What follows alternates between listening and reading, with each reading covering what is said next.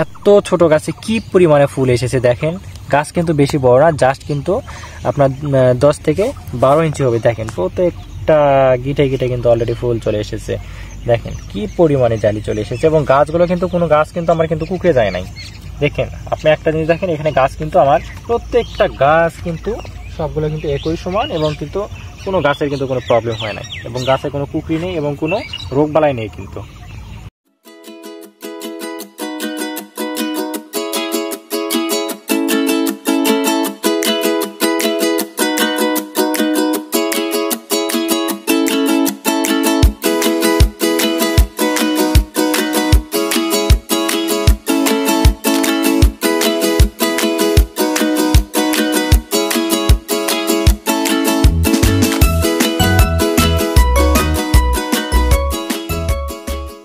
আসসালামু আলাইকুম।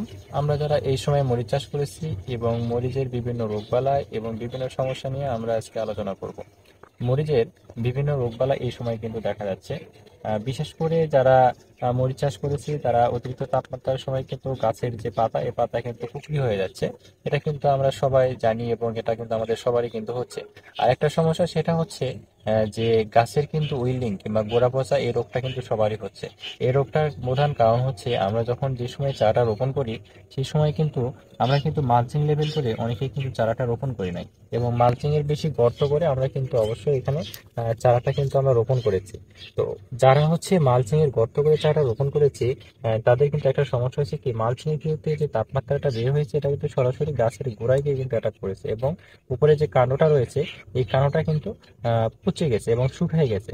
তারপর যখন এই যে কিছুদিন আগে যে 42-40 ডিগ্রি সেলসিয়াস তাপমাত্রাটি হলো, এই তাপমাত্রার সময় এবং গাছটা কাণ্ডটা কিন্তু শুকিয়ে গিয়ে অলরেডি কিন্তু মারা গেছে।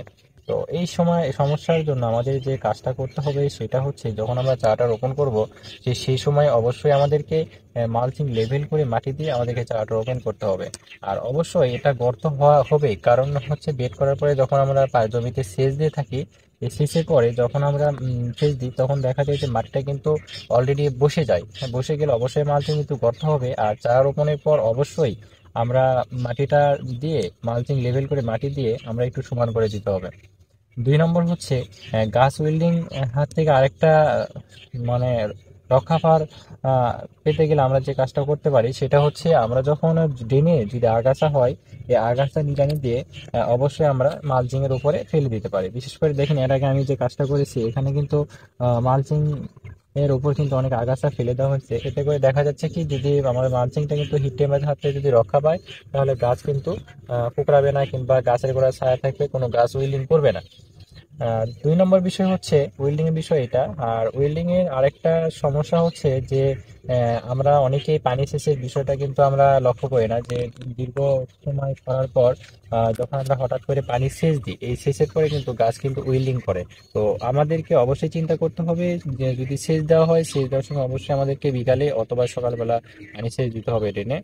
আর আরেকটা বিষয় হচ্ছে, সেচ যখন আমরা দিব অবশ্যই কিন্তু মালচিং এর নিচে দেবো, বেশি অতিরিক্ত কিন্তু আমরা বেশি উপরে পানি দিব না। যখন অতিরিক্ত বেশি পানি দেওয়া হয় তখন দেখা যায় যে মাটিটা অতিরিক্ত ভিজে এবং স্যাঁতসেঁতে হয়ে যায়, এবং গাছ কিন্তু অলরেডি রোদ হওয়ার পর কিন্তু স্টক করে কিন্তু মারা যায়। তো উইল্ডিং এর বিষয় হচ্ছে এই সমস্যা কারণে উইল্ডিংটা হয়ে থাকে।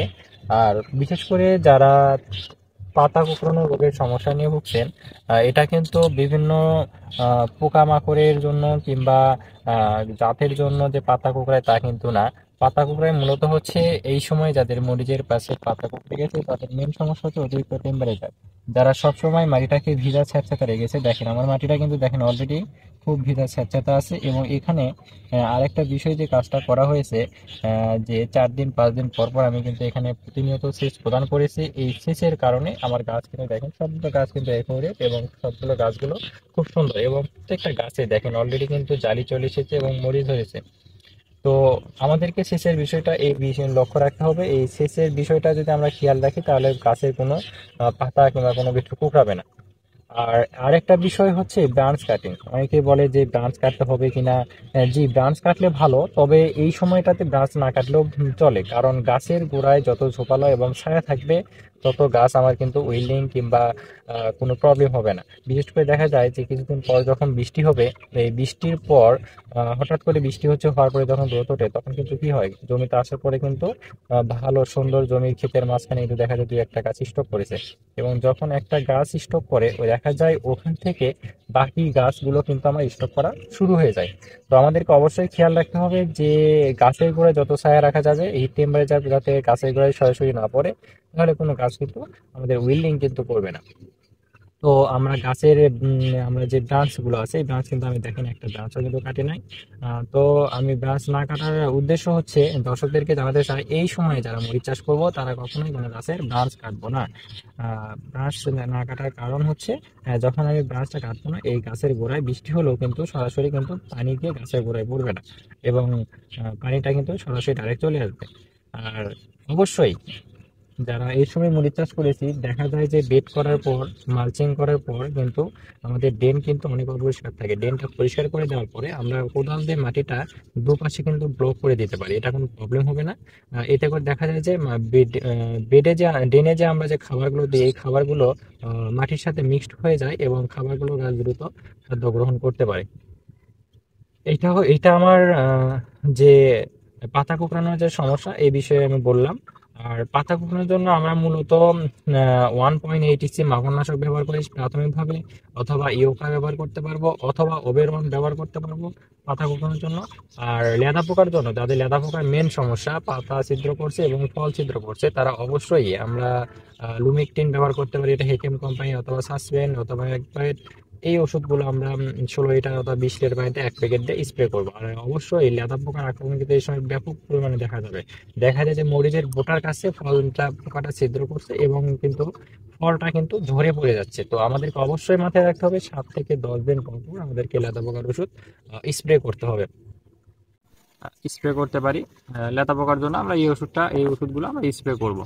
আর অবশ্যই আমাদেরকে খেয়াল রাখতে হবে যাতে পাতা কোনো ক্রমে কুঁকড়ে না যায়। এই জন্য করে আমাদেরকে কিন্তু এখন যেহেতু হয়তো বিভিন্ন জায়গায় বৃষ্টি হচ্ছে, বৃষ্টির পরে হয়তো বা যেহেতু তাপমাত্রা এখন মাটিটা শুকিয়ে যেতে পারে, তো এই জন্য করে আমাদের কিন্তু আবার কিন্তু সেচের ব্যবস্থা করতে হবে। আর যে কোনো চাষাবাদ করতে গেলে আমাদেরকে কিন্তু অবশ্যই একটা জিনিস খেয়াল রাখতে হবে যে ড্রেন এবং সবকিছু আমাদের পরিষ্কার পরিচ্ছন্ন রাখতে হবে, যাতে গাছের গোড়ায় কিংবা ড্রেনে কোনো যাতে আগাছা না থাকে।